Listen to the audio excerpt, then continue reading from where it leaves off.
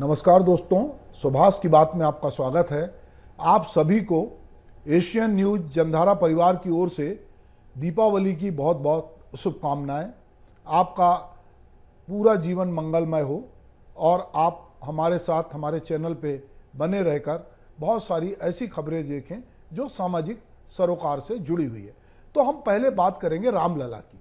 दरअसल भगवान राम के जब अयोध्या आगमन हुआ था तो उसके बाद से ऐसा कहा जाता है कि दीप जलाए गए और दीपोत्सव होता है।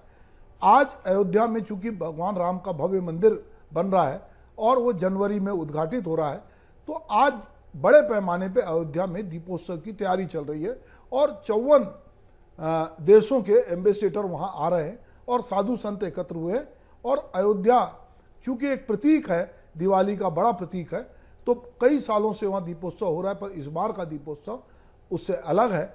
और हम सब भी जहाँ जहाँ हैं और हमारी यदि भगवान राम में आस्था है, हमारी दियों में आस्था है, हमारी अंधेरे के खिलाफ लड़ाई में आस्था है, तो हम सब अपने अपने घर दिए जलाते हैं और अपने जीवन में जो अपने घर में कूड़ा करकट जो कुछ होता है दिवाली के पहले उसको साफ करते हैं ताकि हमारा घर साफ सुथरा रहे, हमारे घर में किसी भी प्रकार की घर में गंदगी ना हो, दिमाग में ना हो। ये मुझे लगता है कि दीपोत्सव की एक बात है। और हम जब दिवाली मनाएं तो ये भी देखें कि जो बाकी लोगों के पास अंधेरा है वो अंधेरा कहीं दूर हो रहा है कि नहीं हो रहा है। अब एक और चिंता है, वो है सुप्रीम कोर्ट की कि जो दिल्ली में प्रदूषण फैल रहा है, जो वहाँ पर आसपास के इलाके में लोग फरारी जलाते हैं और बहुत वहाँ पर प्रदूषण फैला है, उसको लेकर सुप्रीम कोर्ट ने गहरी चिंता जाहिर की है। और हम अब देखते हैं कि हम रायपुर की बात करें, रायपुर में बहुत जगह निर्माण हो रहा है, तो यहाँ पर भी जगह जगह धूल धुआं ये है, जिससे कि लोगों को तरह तरह की बीमारियाँ जो हैं, अस्थमा, ब्रोंकाइटिस, एलर्जी, और उनका दम घुट रहा है। तो ऐसे में एक नागरिक के रूप में हमारी ये कोशिश होनी चाहिए कि हम अपने पर्व को मनाएं, पर हम प्रदूषण की भी रक्षा करें, वरना हमारा अपना जीना, जैसा कि हमने दिल्ली में देखा कि वहाँ बच्चों की छुट्टी तक करनी पड़ी, वर्क फ्रॉम होम करना पड़ा, आड इवन की बात होने लगी। तो ये हमारे लिए एक चिंता की बात है कि हमारी खुशियाँ का इजहार हम ऐसा ना करें कि हम अपने जिस एनवायरनमेंट में रहते हैं, जिस वातावरण में रहते हैं, उसको ही इतना दूषित कर दें कि वो रहने लायक ना रहे। तो बात दिल्ली की हो, बात रायपुर की हो या कहीं की हो, तो हमको इस पर चिंता करनी चाहिए। अब सुभाष की बात में एक और मुद्दा मुझे लगता है कि जो बहुत महत्वपूर्ण है, जिस पर मैं आपसे बात करना चाहता हूँ। पंजाब सरकार और राज्यपाल के बीच गतिरोध को लेकर सुप्रीम कोर्ट ने कहा है कि पंजाब में जो हो रहा है हम उससे खुश नहीं हैं, यह गंभीर चिंता का विषय है। सुप्रीम कोर्ट ने इस मुद्दे पर सुनवाई जारी है। सुप्रीम कोर्ट ने विधानसभा द्वारा पारित विधेयकों को मंजूरी नहीं देने पर पंजाब के राज्यपाल पर नाखुशी जाहिर की है और कहा है, आप आग से खेल रहे हैं, हमारा देश स्थापित परंपराओं पर चल रहा है और उसका पालन किया जाना चाहिए। सुप्रीम कोर्ट में पंजाब सरकार की तरफ से उनके वकील अभिषेक मनु संघवी ने कहा है कि मौजूदा राज्यपाल के रहते विधानसभा का सत्र बुलाना असंभव सा है।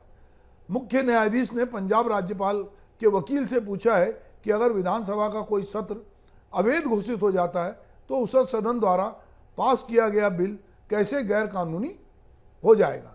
चीफ जस्टिस DY चंचूड़ की अध्यक्षता वाली बेंच ने कहा है कि भारत में लोकतांत्रिक व्यवस्था है, राज्यपाल का दर्जा संवैधानिक प्रमुख का है, लेकिन उन्हें कुछ विषयों को छोड़कर ज़्यादातर कैबिनेट की सलाह से काम करना होता है। बेंच ने आगे कहा है कि चुने हुए जनप्रतिनिधि कोई कानून पास करे तो उसे लटकाया नहीं जा सकता। राज्यपाल को यह अधिकार है कि वह बिल को वापस लौटा सकते हैं, लेकिन अगर विधानसभा दोबारा वही बिल पास करती है तो राज्यपाल को उसे मंजूरी देनी होगी। राज्यपाल की तरफ से कहा गया है कि वह राज्य सरकार के कामकाज को बाधित नहीं करना चाहते।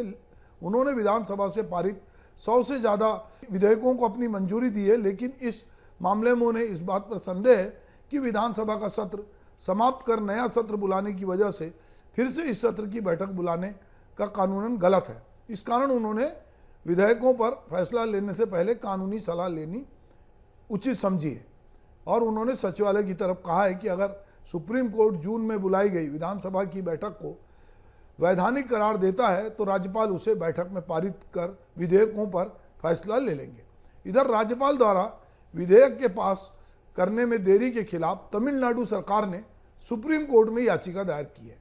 अब यह याचिका सुप्रीम कोर्ट में केंद्र सरकार को की याचिका के आधार पर सुप्रीम कोर्ट ने केंद्र सरकार को नोटिस जारी किया। इस नोटिस में सुप्रीम कोर्ट ने अटॉर्नी जनरल और सॉलिसिटर जनरल को मामले की सुनवाई में शामिल होने कहा है। सुप्रीम कोर्ट ने यह भी कहा है कि तमिलनाडु सरकार ने याचिका में जो मुद्दा उठाया है वो बेहद चिंताजनक है। हम यहाँ आपको बता दें कि तमिलनाडु सरकार ने सुप्रीम कोर्ट में याचिका दायर कर राज्यपाल पर राज्य विधानसभा द्वारा पारित विधेयक को मंजूरी नहीं देने का आरोप लगाया है। सरकार का कहना है कि इससे राज्य में संवैधानिक गतिरोध की स्थिति पैदा हो गई। याचिका में यह भी कहा गया है कि संवैधानिक कार्यों पर कार्रवाई न करके राज्यपाल नागरिकों के जनादेश के साथ खिलवाड़ कर रहे हैं। याचिका में यह भी बात है कि विधानसभा में पारित 12 विधेयक राज्यपाल RN रवि के कार्यालय में लंबित है। आरोप यह है कि राज्यपाल रोजमर्रा की फाइलें और नियुक्तियों पर सहमति नहीं दे रहे। इसी तरह छत्तीसगढ़ में भी जब आरक्षण बिल राज्यपाल के हस्ताक्षर नहीं किए और दरअसल पिछले साल में दिसंबर में छत्तीसगढ़ विधानसभा ने आरक्षण संशोधन विधेयक पारित किया था। इसके तहत ST को 32%, SC को 13%, OBC को 27% और EW को 4% आरक्षण देने का निर्णय हुआ था।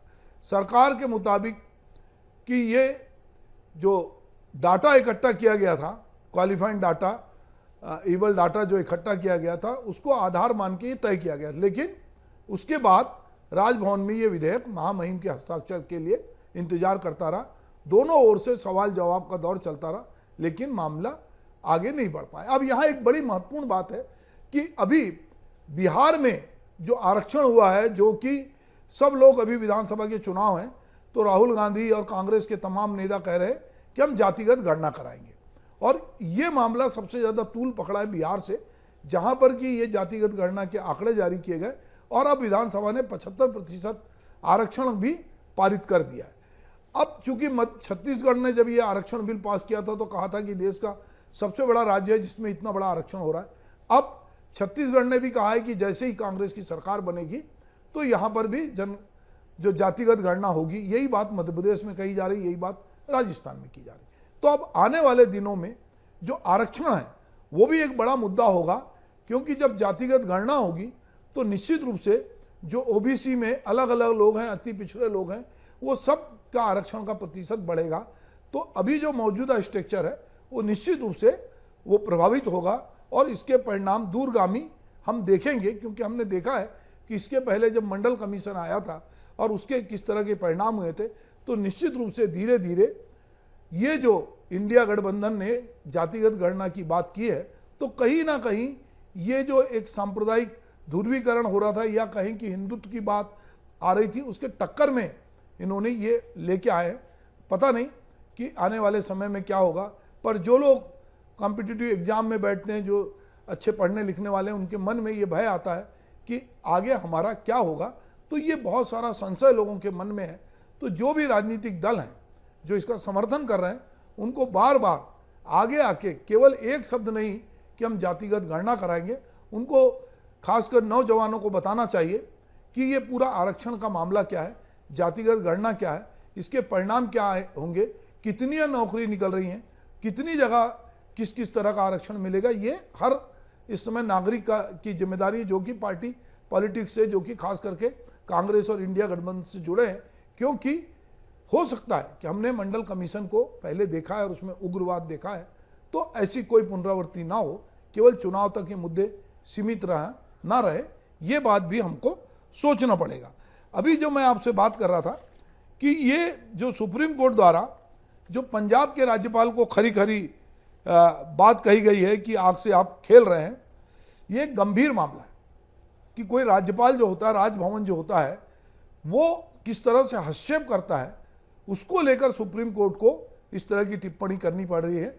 बहुत जगह जहाँ पे डबल इंजन सरकार नहीं है, केंद्र और राज्य में एक सी सरकार नहीं है, ऐसी स्थिति में राज्यपाल जो है, अगर वो विपक्षी सरकार है तो केंद्र के इशारे पे केंद्र के एजेंट के रूप में कई बार काम करते हैं। और चूंकि बहुत सारे पॉलिटिकल लोगों को आफ्टर रिटायरमेंट राज्यपाल बनाया जाता है, या कुछ नौकरशाहों को कि जो केंद्र में पार्टी होती है, जिसकी सत्ता होती है, उनके इशारे पे काम करें।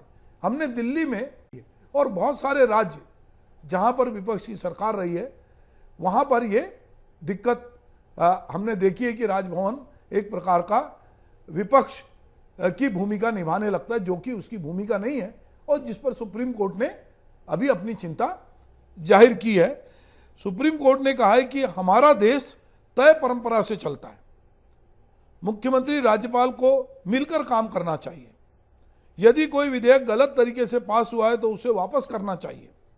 यदि विधानसभा का कोई सत्र अवैध घोषित हो जाता है तो सदन द्वारा पास किया गया विधेयक गैर कानूनी कैसे हो सकता है? जनप्रतिनिधि की ओर से पास किसी भी बिल को इस तरह से नहीं लटकाया जा सकता। तो ये पिछली बार जब 19-20 जून को जो सत्र बुलाया गया था, उसको लेकर ये बवाल है। एक और जो कहना चाहिए कि सुप्रीम कोर्ट की एक और महत्वपूर्ण टिप्पणी है कि संसदीय लोकतंत्र में असली ताकत चुने हुए जनप्रतिनिधियों के पास होती है। तो हम जनप्रतिनिधि चुन रहे हैं, चूंकि अभी विधानसभा का 5 राज्यों में चुनाव है, छत्तीसगढ़ मध्य प्रदेश में भी चुनाव है, इसके बाद लोकसभा के चुनाव होंगे विधानसभा के बाद। तो ये देखना होगा कि जनप्रतिनिधि किसी की भी सरकार बने, चाहे वो डबल इंजन बने, चाहे वो सिंगल इंजन बने, पर राज्य भवन की क्या भूमिका होगी, इस पर भी बातचीत होनी चाहिए। वरना हर बार लोग राज्यपाल के खिलाफ सुप्रीम कोर्ट में जाएंगे और इसी तरह की टिप्पणियां हमको सुनने देखने के लिए मिलेगी। एक और महत्वपूर्ण बात है जिसमें दोस्तों मैं विस्तार से आगे के समय आपसे बात करूंगा कि आईपीसी, सीआरपी और साक्ष्य कानून में बदलाव की ये एक नई पहल हो रही है, और जो शीतकालीन सत्र होने वाला है लोकसभा का 4 दिसंबर से, उसमें इस पर चर्चा होगी। हमारे देश में अंग्रेजों के बनाए कानून हैं और वही न्यायालयों में भी उस तरह की भाषा बोली जाती है, और माई लॉर्ड से लेकर लोग बातचीत करते हैं, संबोधन करते हैं जज को, और बहुत सारी परंपराएं जो हैं अंग्रेजों के समय के कानून चले गए। तो मजाक में लोग कहते हैं कि अंग्रेज चले गए, औलाद छोड़ गए। तो केवल औलाद नहीं छोड़े हैं, वो एक मानसिकता छोड़ के गए, कानून छोड़ के गए, और अब ये समय आ गया है कि ये बहुत सारे कानूनों में बदलाव किया जाए। तो 4 दिसंबर से जो लोकसभा का सत्र होगा उसमें इन कानूनों के बदलाव को पारित किया जाएगा। तो आने वाले समय में जनता के लिए जो हित के कानून हैं उनको लेकर भी बहुत सारी बातचीत होगी, जिस पे मैं अलग से आपसे सुभाष की बात करूंगा। पर मैं फिर आप सभी को दीपावली की शुभकामनाएं देता हूं और उम्मीद करता हूं कि आपका पूरा जीवन दीपों के रोशनी से जगमगाए, आप तरक्की करें, समृद्धि करें, और आप हमारे साथ इसी तरह जुड़े रहें। नमस्कार।